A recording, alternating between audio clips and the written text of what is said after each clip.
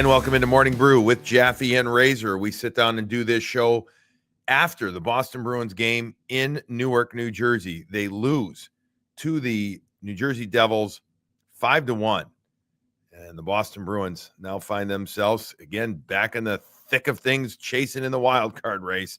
We'll get to that more in just a moment. Morning Brew with Jaffe and Razor, as always, is proudly presented by our lead in-pod sponsor, Fazenda Coffee. Go to fazendacoffee.com/morningbrew to check out all things Morning Brew and all things Fazenda Coffee. They've got all different types of roasts and blends, whole bean or ground. They'll do for you. They'll ship just about everywhere. Go check out fazendacoffee.com. And if you go to /morningbrew, you can check out the Morning Brew blend, Clean Canteen Traveler, and the Morning Brew baseball hat. fazendacoffee.com. They've got you covered. No matter if you're wholesale, retail, anything, they've got you covered. Go check out fazendacoffee.com. This is going to be a quick brew, Razor, so we're quickly going to go over our other two sponsors, all right? Graziano Construction, serving Boston and the Greater Metro West area. Graziano Construction is the contractor who will help you refresh and revitalize your space.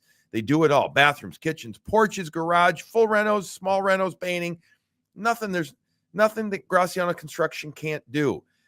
Call Doug Graziano at 508-330-7589 or visit GrazianoConstruction.com to discuss what you're looking to do. And finally, the other sponsor for this show is Sparks Hockey, the ultimate at-home skate sharpener. Razor and I love to use it, as do our kids. It is a game changer, a lifesaver. Go check out sparkshockey.com. Use the code BREW50, BRU50, and get $50 off your order. They've also got other great deals. Razor, I was just out at Sparks earlier today, visited with Steve Jones, and they were taking care of a buddy, actually of Chris Gentile's Spark sharpener. They were fixing it, and it was great and awesome to see them.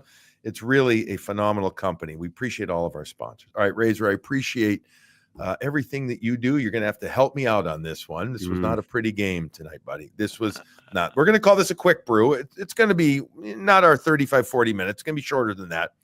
Bruins lose 5-1. They get off to a good start. Good enough. Beautiful goal. Morgan Geekie scores again. What are you, about 5.5 minutes in sort of this game? So, yep, 5:50.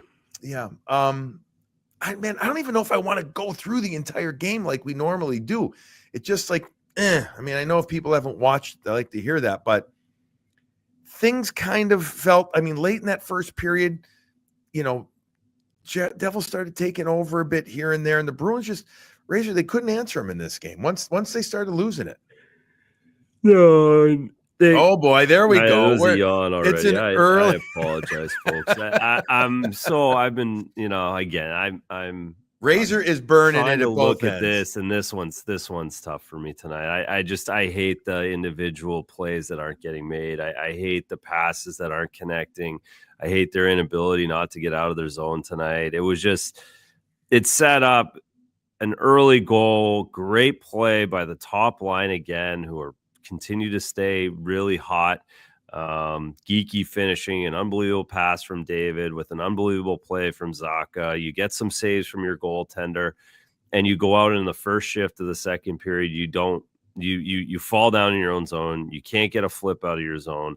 Then you get away with it somehow. The puck comes back, and you can't connect an 8-foot pass in the middle of that's where I draw the line. Right. Like I've been talking about the ways to still find lots of game left in this season. But this one tonight is that one's frustrating because the second period, they had a team that was ripe. They had a team that was not confident.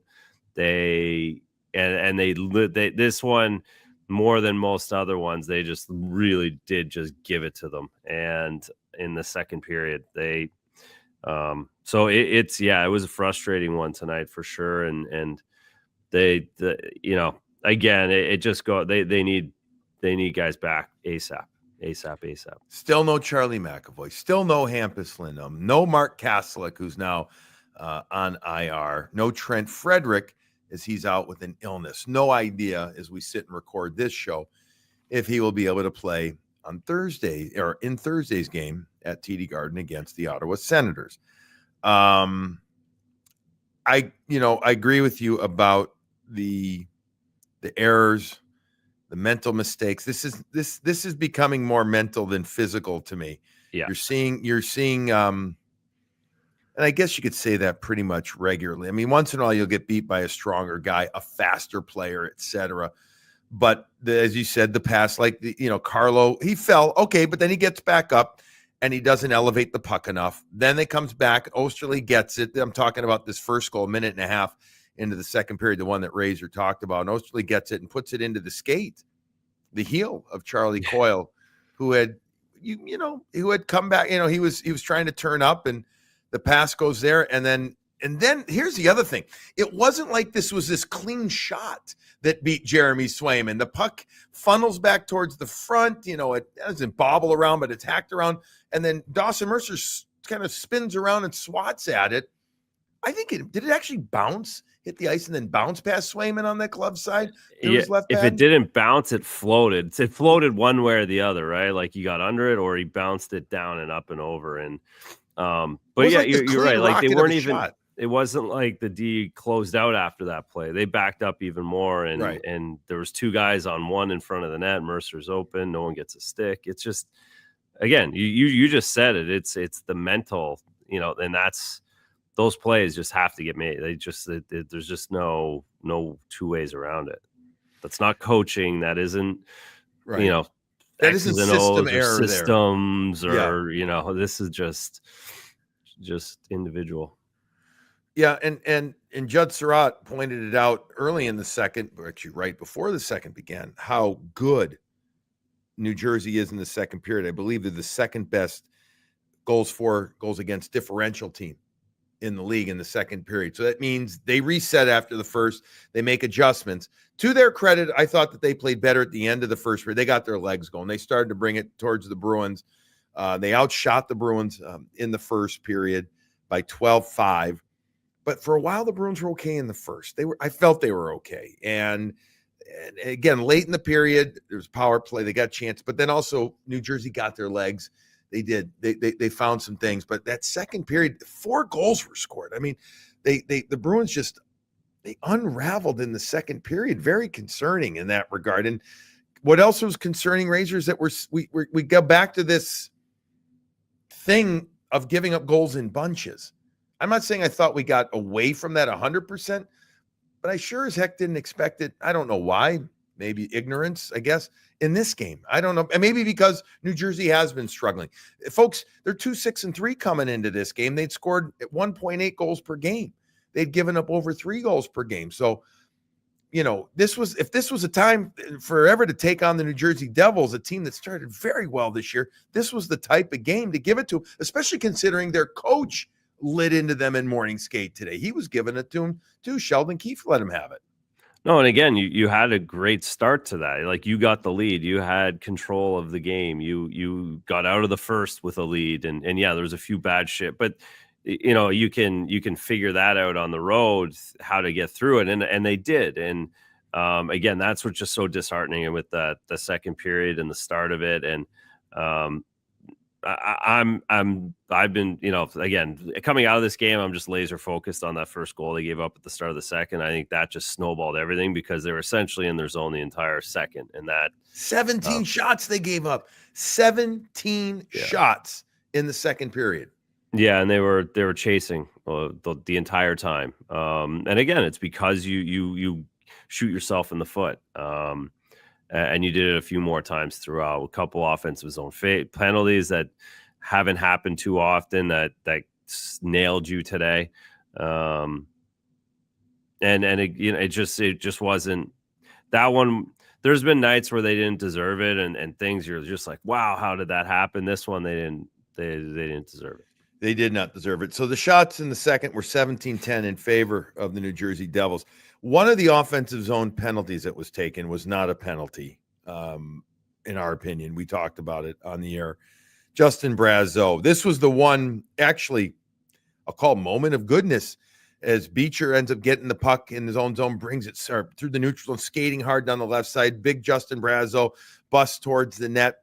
Beecher puts a good pass, an area pass into it, leading into him, and then Beecher Brazeau puts on the brakes, but he also has his right skate taken out by the stick of the defenseman Brendan Dillon, and he goes into the goaltender Jacob Markstrom. This is an absolute mass of humanity. A 6'6", 230-pound goaltender and a 6'5", 6'6", 225 or 235-pound forward colliding, and the leg or ankle, whatever it is, the left leg of Markstrom takes the brunt of it, and I felt bad for him, but the referee calls a penalty for goalie interference.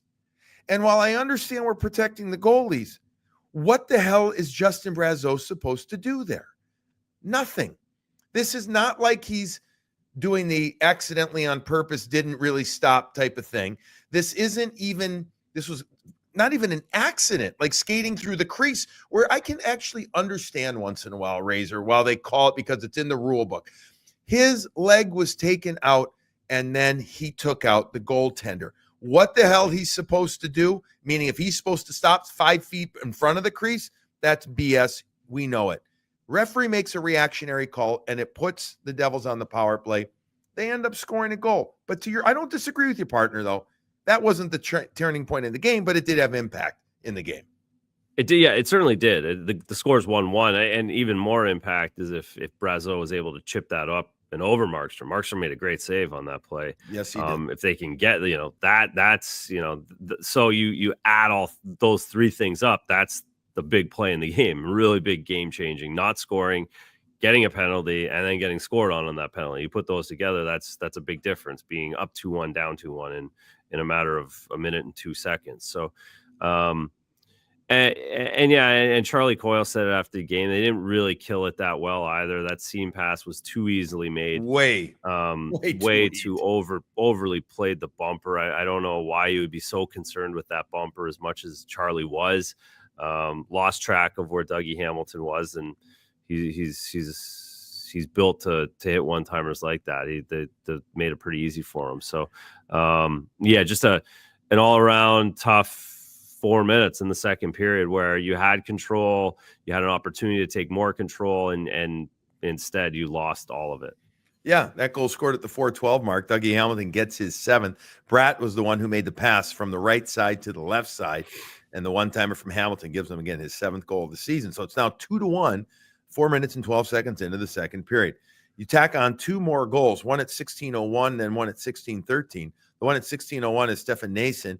He ends up getting his 18th goal of the season. He's been quite the pickup for them this year. He really has. I mean, I'm not going to say he's the best UFA signing from last season or last summer, but he's up there, at least value-wise. He's up there. 18 goals. He's going to have 25 before the season then. Dawson Mercer puts in his 2nd of the game, his 12th of the season at 16:13 on a play that, holy smokes, the Bruins get the puck deep, or the Bruins have the puck deep in their zone. Lowry can't pick it off the wall. There's others out there. It becomes an easy play from behind the net. Dowling hits Mercer alone in the slot. The Bruins can't recover. He zips it by Swayman to make it 4-1. That's your scoring in the second period. And again, change things a ton. I'll give you the other goal in the third just to rip through it. It's Nico Hischier. He gets his 23rd, 13:32 mark. Another power play. So 3 power play goals for the New Jersey Devils in this game.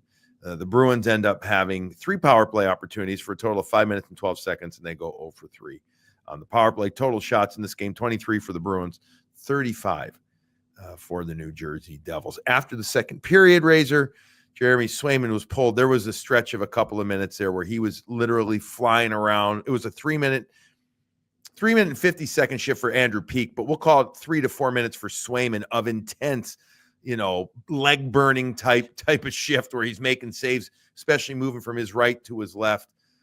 He did everything he could to battle through it. The Bruins did everything they could to battle through it too. But again, they had chances to get the puck out of the zone a few times, and all of a sudden they're not able to clear the puck again, Razor.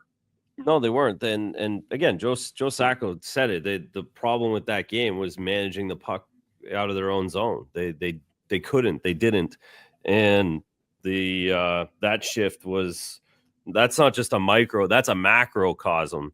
It was so long, that shift. That's not a little one. That's a big boy The 20% of the period was on that.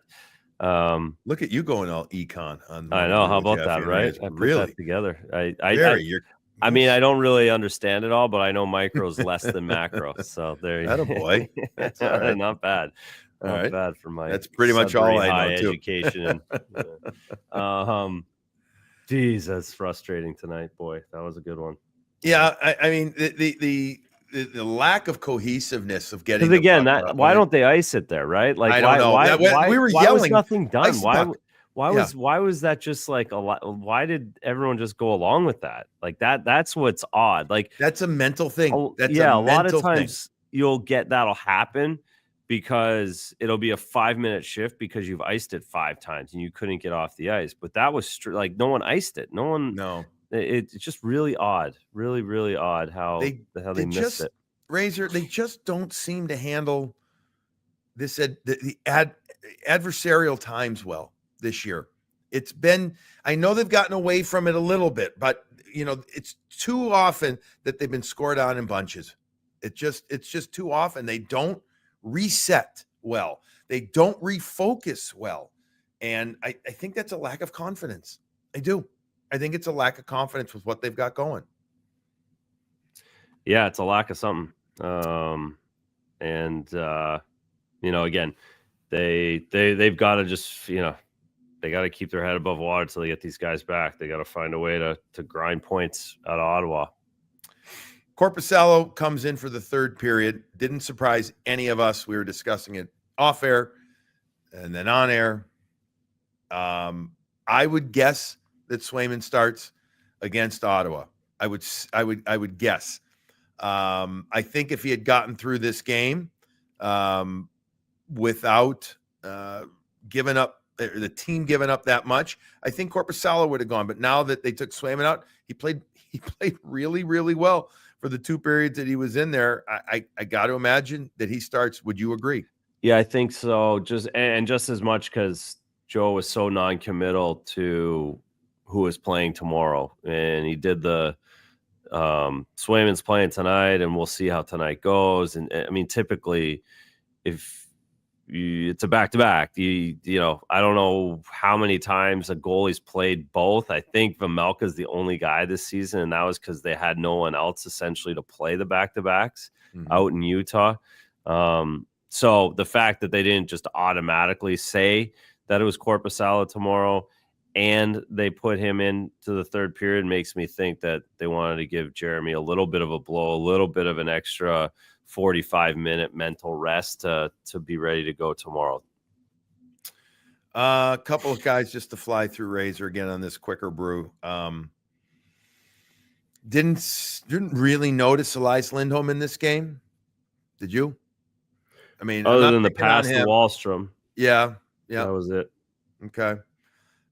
Mason Lowry was credited with 4 giveaways in this game. He was +6 in his previous 4 games coming in. He was even in this one, but I thought at times again he struggled in his own zone. It's something that has on the PK in the first, he gave the puck away. Like it was just those are the mental things. And he's a young guy, and we're gonna say mental things with him. I expect for another 60 to 70 games here, maybe even right? more.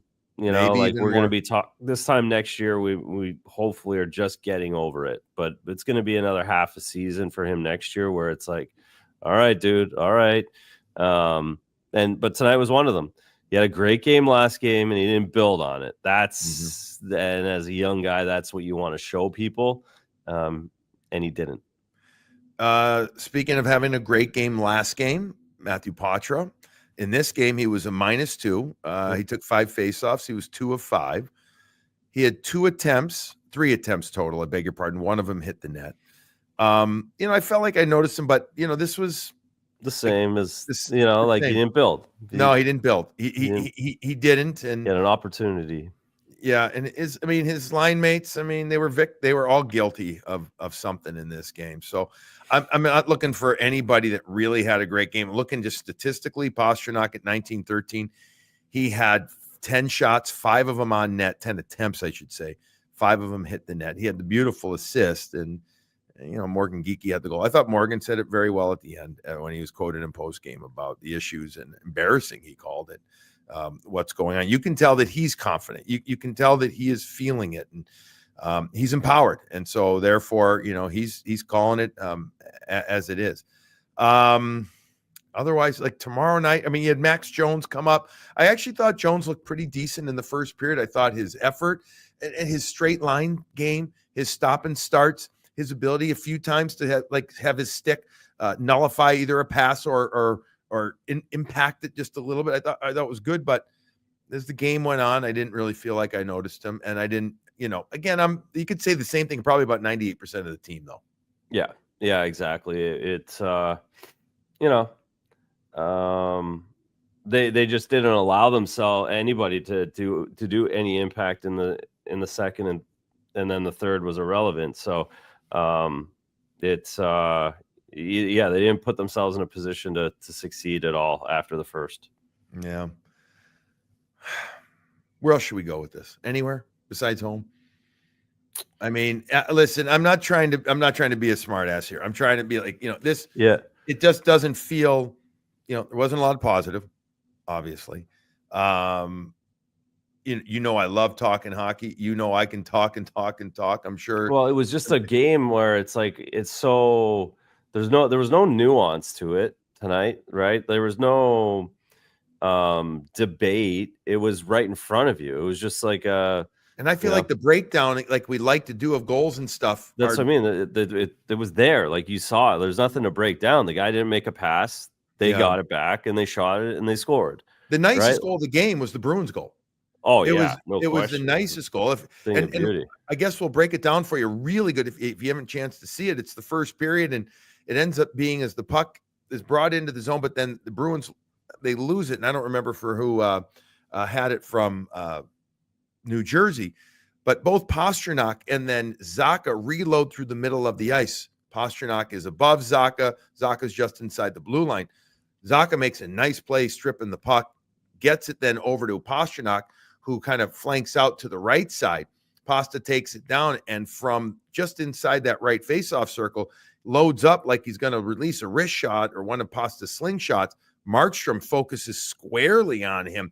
Meanwhile, off to the blocker side or the left wing side is Morgan Geekie. The right shot left winger's got his stick available, and there's a gorgeous no-look pass from Pastrnak over to Geekie, who then sizzles it past Markstrom, who had no chance. So there's a breakdown for you of the prettiest goal of the game.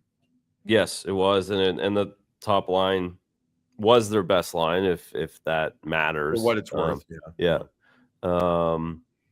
They played well, and that was a really good goal. And I thought, I really, really did think up until New Jersey scored their goal in the second, that it was a very important goal to get a lead and a very important opportunity and a chance to really have a game on the road, because those guys showed up early and were on time and got that goal like that so early. All right, so now the Bruins have to get home. It's not a long flight. They won't get home too late. They won't have morning skate. They face the Ottawa Senators, a team that they had a 5-3 lead on late in the game just the other day in Ottawa, Saturday afternoon, only to give it up with 2 extra attacker goals and then lose in a shootout. Meanwhile, Ottawa's coming in after getting throttled the other night, Razor, by the New York Rangers. And so, they're going to be ready. They're going to be feeling like they need to get right back into the win column. The Bruins have got to be ready. You hope that Trent Frederick can come back. I think Cole Koepke is close to.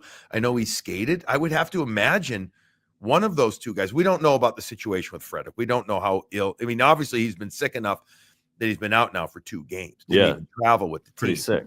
So, if he's got some of the stuff that's going around, it could be a week. Who knows? Maybe Cole Koepke's ready to come back. I could see it. If he is, I think he would come back into the lineup. Otherwise, folks, there's not really many changes you can make. You've got Michael Callahan as the extra defenseman, but you might see him. He played well in his first game out, and maybe you say, hey, listen, why not? Yeah, that's it. He's a little bit longer. He's a little, maybe more defensive minded, and you just lock it down tomorrow night at home. Yeah. All right. Well, this is then a short brew. All right. Unless there's something else you want to get into real quick. I don't want to get into all the other stuff that's out. Let's wait and see what they do. We're not going to do a show after tomorrow night because Razor's got a crazy travel schedule coming up. Apologies, folks. Yeah. After the My game. last weekend. My last crazy weekend. Really? Well, I think for the kids, yeah. Yeah. We got till the next one, I guess. It's hard to say that. But. Exactly. Yeah. All right. Listen, here's the other thing. Important. On February 1st, Morning Brew with Jaffe and Razor, including the one and only RC, the man behind the curtain. We will be at TD Garden, specifically at Heritage Hall, the new area that the Bruins built out this year for Bruins history and some interactive stuff. It's really cool. It's a really cool place. We're going to do a live Morning Brew with Jaffe and Razor from there before the Bruins take on the New York Rangers. So at approximately 2 o'clock, probably from like 2 to 2:45, Razor and I are going to be there. Come hang out. We're going to do, an episode. We're going to record it there. It will also, we're thinking of doing a live stream of it as well. We'll see how that is, if we can make that happen. Regardless, we're going to be live there. So if you're coming to the game or if you're just in the area and you want to come hang for a little bit, come say hi to us. Feb 1st, before the Bruins play the New York Rangers. Again, approximately 2 o'clock. We'll hammer down the specifics. I'm pretty sure it's going to be from 2 to 2:45 because the game, Razor, is a 3:30 game. And so we'll do a pre-Morning Brew with Jaffe and Razor before the Bruins take on the Rangers. So, folks, mark it down. If you're coming to the game, please make sure to come by. There is a fee to get into Heritage Hall, but it allows you to do the entire thing. They say you can take up to an hour in there just doing all the different things inside Heritage Hall. So the Bruins really done a beautiful job with it. We will also put on social media, Razor, what exactly we're doing. But put it down, Feb 1, and live Morning Brew with Jaffe and Razor. All right, it's going to wrap up this show. Thank you to Fazenda. Thank you to Sparks. Thank you to Graciano Construction for sponsoring this show. The Bruins lose 5-1. And as I said at the beginning, they are really in the thick of it right now. They're outside the playoff picture for what it's worth. Yes, there's 30-ish games left. There's still a lot, but not as much as there used to be. How's that for a close? Go have yourself another cup of coffee.